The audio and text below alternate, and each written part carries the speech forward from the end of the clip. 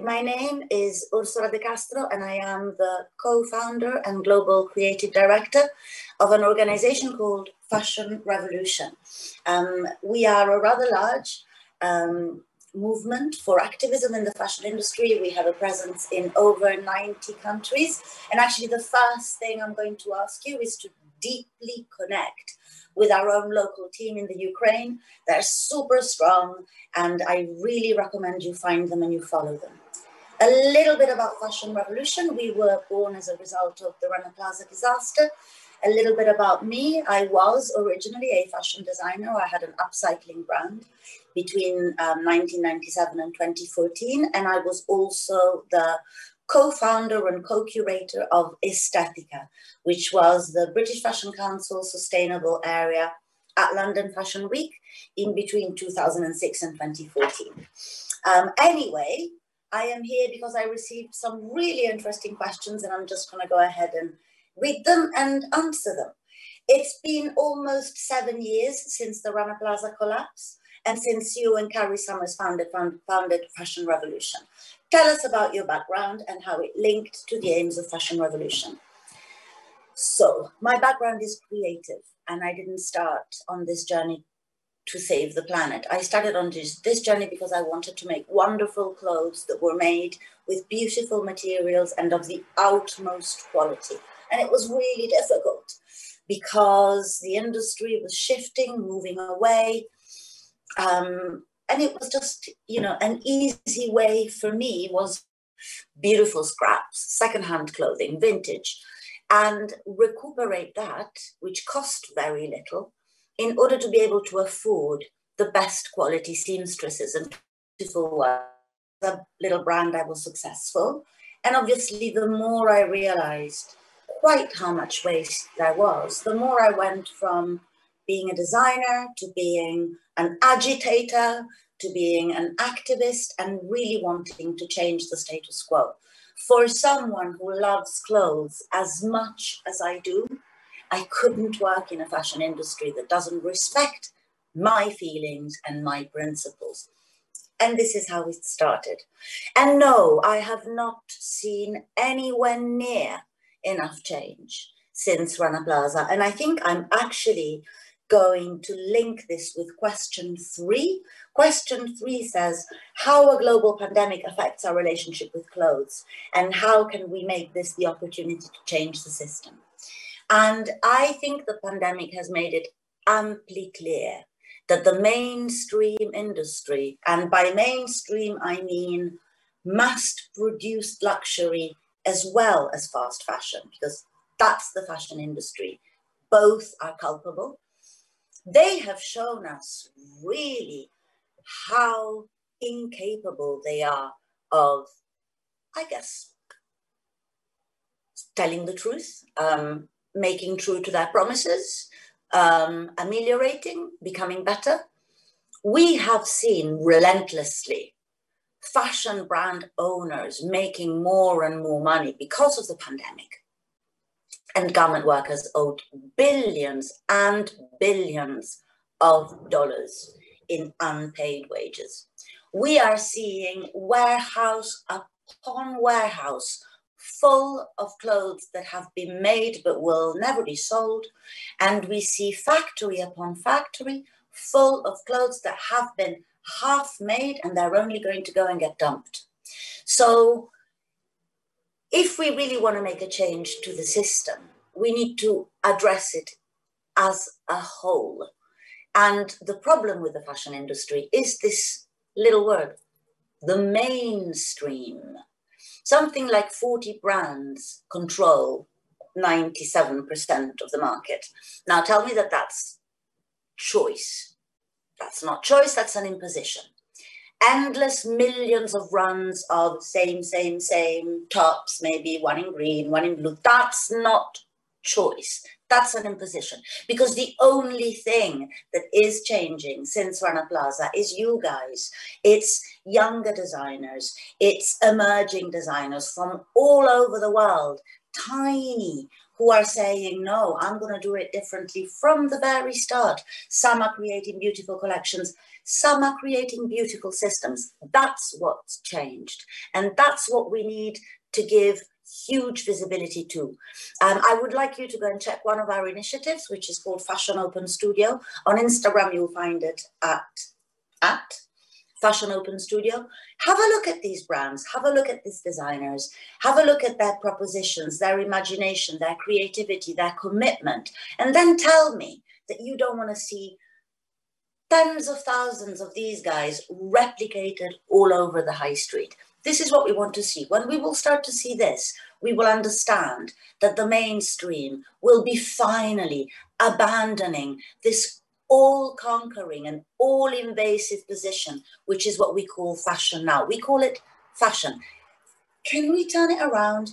Can we actually call it what it is?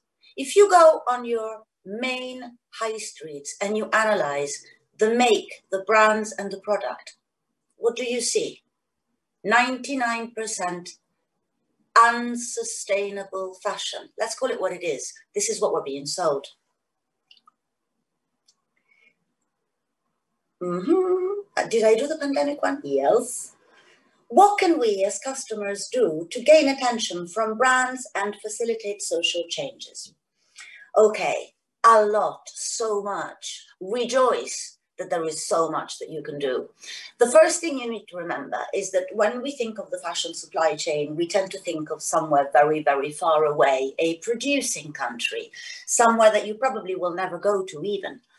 But our wardrobe are also in the supply chain, because when you buy something, you then become responsible for the rest of its life. And that's a journey too, you know, it's not from fossil fuel to spinning and, you know, ginning and manufacturing, but it is my use, my end of use, this piece of clothing's end of life.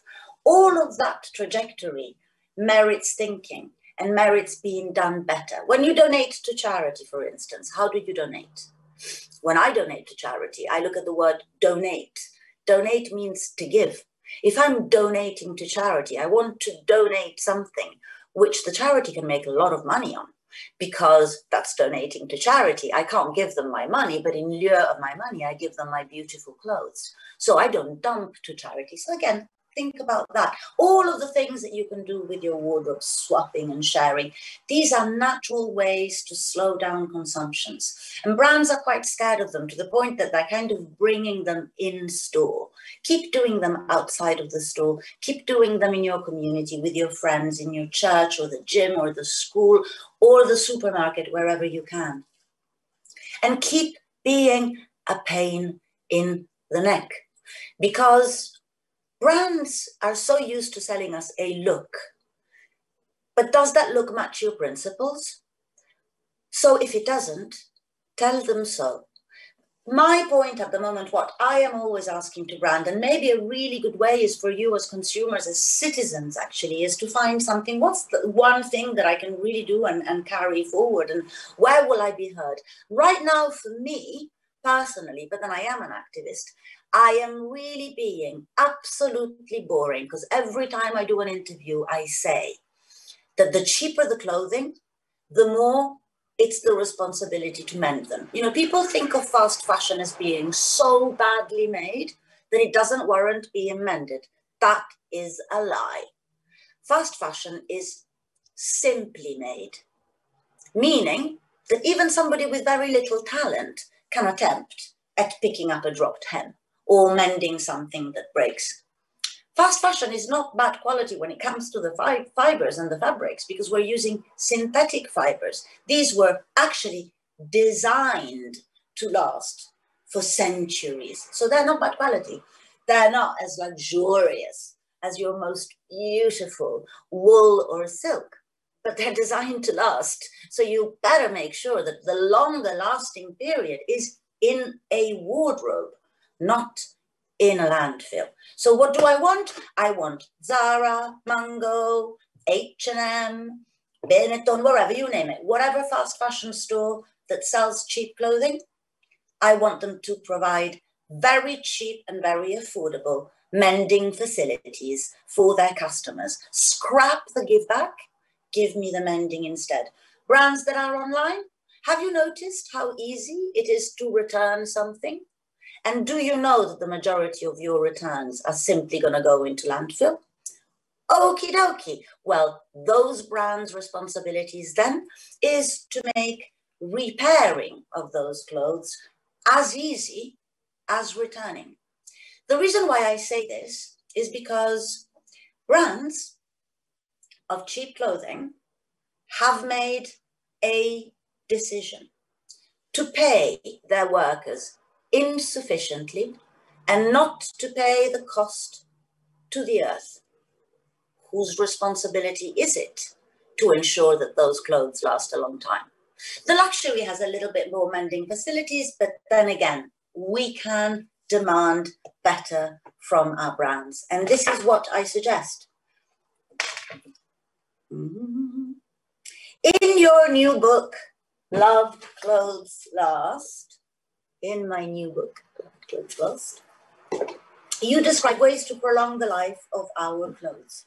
Could you share some of your favorite tips for revolutionizing your wardrobe? Yeah. So my book is not really a how to mend. It's more of a why to mend, because I'm not really good at mending at all. But I am a privileged person and I know where to get my clothes mended. So of course I do have my clothes mended and mend them myself when I can attend. I want you to think about something, that the book is not just about the act of making your clothes last longer. It's the understanding of why you need to make them last as long as possible. So you say here, the question says, favorite tips for revolutionizing our wardrobe. Okay, well, I will start with decolonizing my wardrobe first. I will look at my wardrobe and I will ask my clothes and look at their labels and try and find out where they came from. And I will try and see if the brands I bought them from have any public disclosing policy on their website, so that I can find out if they actually are exploiting people and planet on the way to making those clothes. I will turn those clothes inside out. I will have a look. I will check what kind of a hem is that and in what state is it. And I program for them a little bit. You know, I know the ones that need mending. I know the ones that I will eventually want to let go with, because maybe I kind of like them, but I've worn them too much and they can go and live in somebody else's wardrobe. In fact, today, there you go, this top belonged to my friend and colleague Tamsin Blanchard. And the other day, when we could still meet, we met and she said, I think it wants to come and live with you. I couldn't agree more. So it's living with me for a while.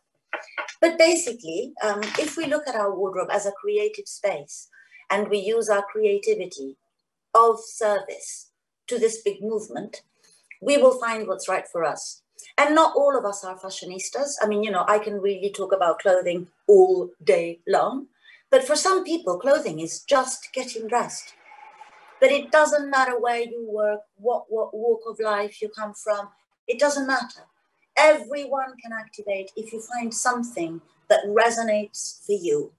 Is it animal welfare? Go for animal welfare. Is it your fear of toxicity, pesticides?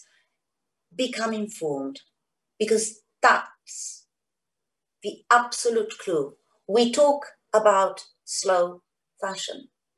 We need to take the time, slow time, to get ourselves informed. Go to Fashion Revolution, go to the Slow Factory, go to the New Standard Institute, go to all of your local Fashion Revolution teams. There is so much information out there. People say it's complicated. My good friend Celine just reminded me, no, it's not that complicated. This is Celine Seaman from the Slow Factory. Go give her a look. It's not actually complicated, and she's right. We're hiding behind this complication. There is enough information. There are enough individuals out there with plenty of brilliant thoughts.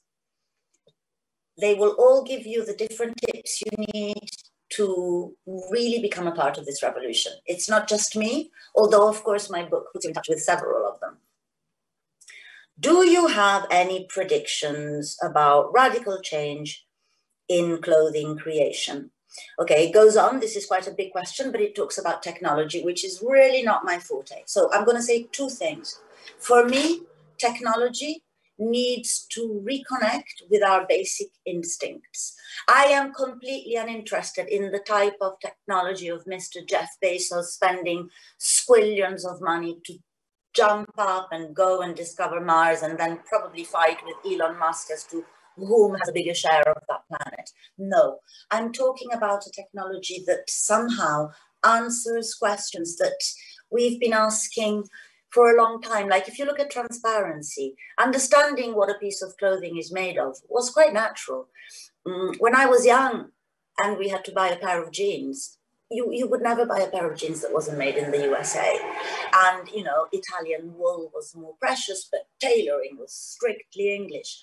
So to have transparency and technology showing you this, and to have it mandatory, that would be even better. That's the kind of technology that I believe in hugely, because it's the past and the future brought together realistically, possibly.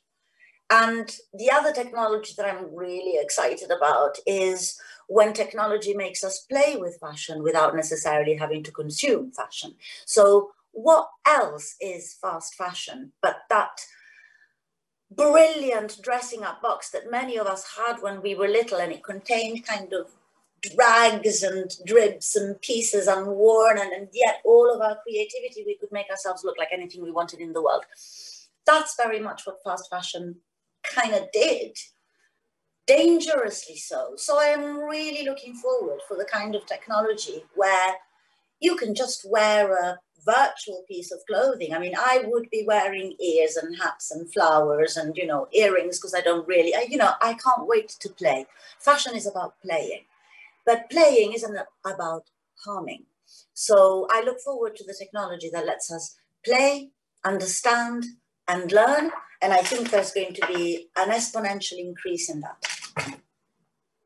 Am I talking too much and going too slowly? It's not so hard to imagine all the benefits that digital technology brings to fashion. But what do you think about disadvantages we get in comparison with old approaches? What values we lose entering this era of semiconductors in industry? Okay, this is a mouthful and I'm not so sure that I know what you mean. I just generally, I'm interpreting this that something new doesn't necessarily, in my case, have to supplant something old unless it's better of it. And my feeling is that the risk is always that we will throw our weight entirely behind something because it's new and because we believe in it, without necessarily bring the rest of it with us, or without necessarily analyzing what's gone wrong. In fashion, I feel before we can move forward, but really, really, really, before we can move forward, despite the urgency, we need to look at this industry. We need to look at everything that we've done wrong. In situations like this one, today's, in these mega conferences at which I speak practically, very, very regularly, people are always selling themselves for all the wonderful things that they've done, and now we will be doing this and then we will be doing that. Well, thank you guys. I've been here for 20 years and 15 of these have spent in conferences. So many mistakes were made. So many mistakes have been made by this community. And I want to acknowledge every single one, which is why I'm not going to do it today. But for me, without looking at each other in the eyes and saying that was totally wrong, we will never really discover what's totally right. And there is a lot of power in mistakes. There is a lot of power in honesty. At Fashion Revolution, we really try to be non-sensationalistic because we 100% believe in accuracy. How should we speak with government about problems in the fashion industry? What studies and okay, so we very definitely do speak with policymakers, and there are legislations that are coming into action. I mean, in the UK, we have the Modern Slavery Act. In France, we have the Law of Vigilance. And certainly in the EU, there are movements to really accept and really encourage a greener economy. I'm not the head of policy, so this wouldn't be my question to answer. But absolutely, we do believe that we need, for sure, this industry to be regulated. You know, we are still looking at an industry where there is use of toxic substances. We are still seeing an industry where public disclosure is not mandatory as it ought to be, like it is for food and pharmaceutical. So, you know, I go back to what I said at the very beginning. For those of you who are interested in, you know, changing policy and speaking to policymakers, it's slightly different. You know, it's not really the same as darning your jeans. But at Fashion Revolution, if you speak with your local team, they will certainly address you to one of our resources that are designed especially to actually go and speak to your policymaker and be heard, or arrange, you know, community-led events designed for you guys to be heard by your, you know, your local politicians.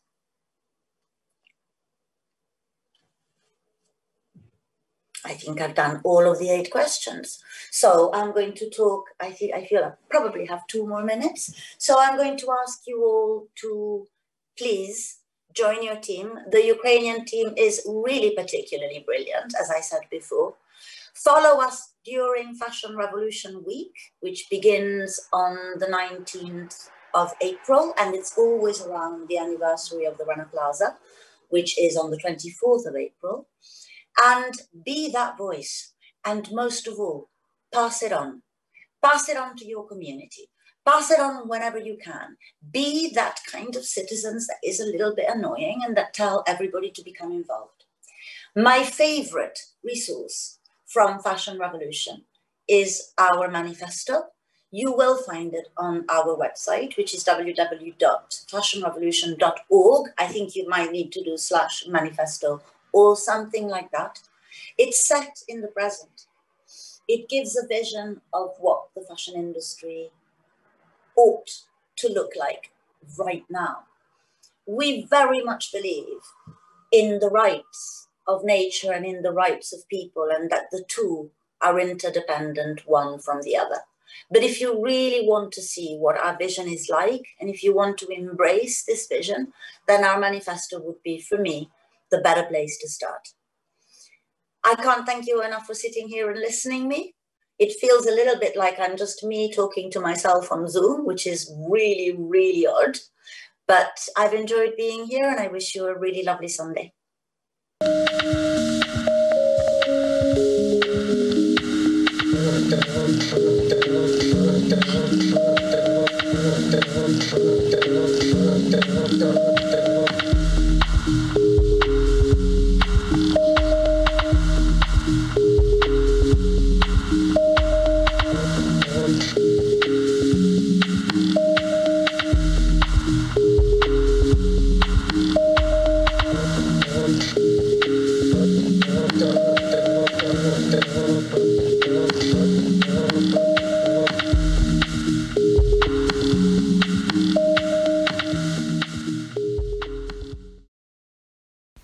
Мы знали, что вам было тесно, поэтому мы создали совершенно другой ММР.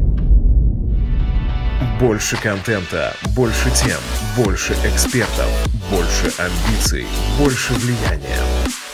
Погрузитесь в диджитал, мобайл, пиар, соушал медиа, дизайн, креатив, маркетинг, медиа, назначение, тренды. Погрузитесь в новый ММР.